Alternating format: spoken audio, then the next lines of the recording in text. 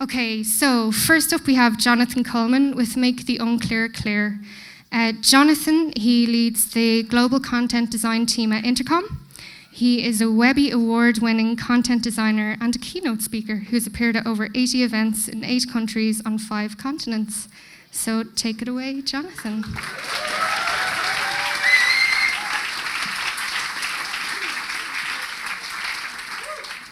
Thank you so much. Presented for your approval, 3 stories, all with one ending: catastrophic failure. Do you remember the time that Hawaii was attacked by missiles? Do you remember this last year? Yeah.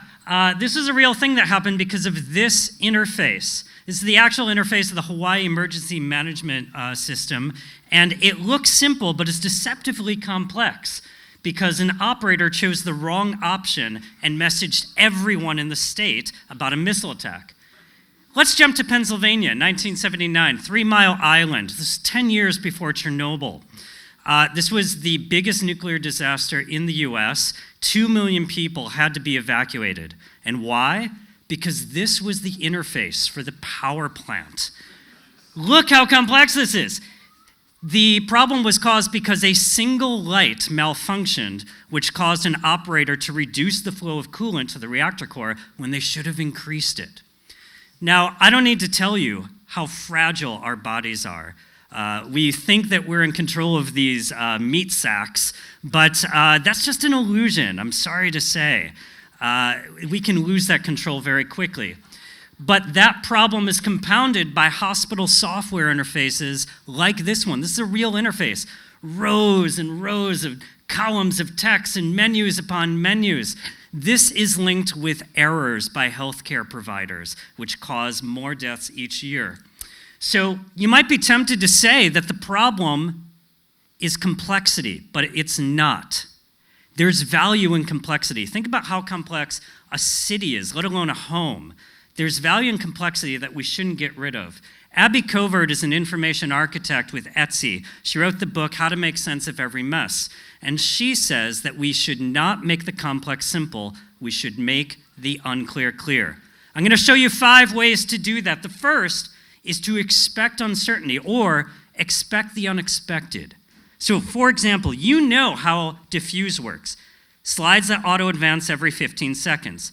So what happens if something unexpected occurs?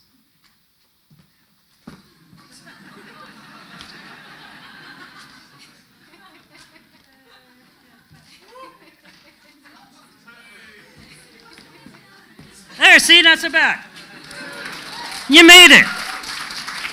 When you expect the unexpected, things become more failure tolerant. Next, Sherlock Holmes told us you can't just see, you have to observe. But in a move-fast environment, that's really hard for most of us. So you may think that this is the job of research, but it's not. It's your job.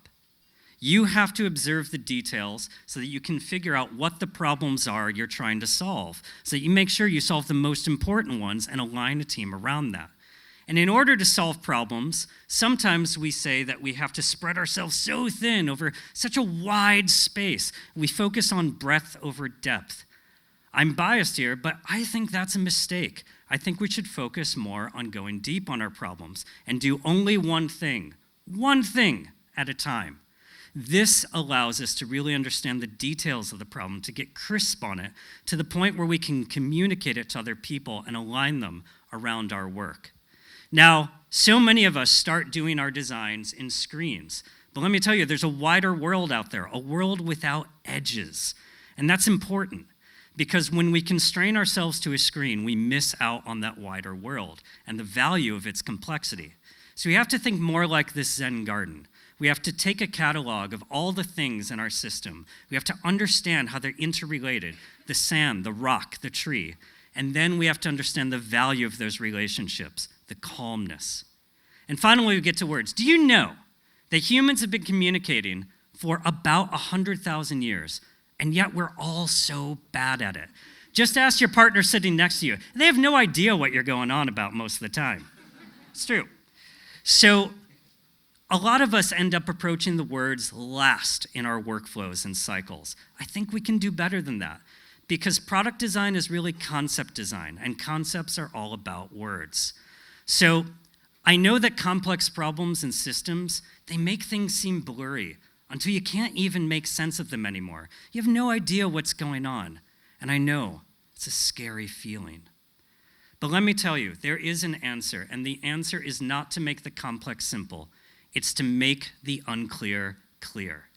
Make the unclear clear. Say it with me. Make the unclear clear. Make the unclear clear.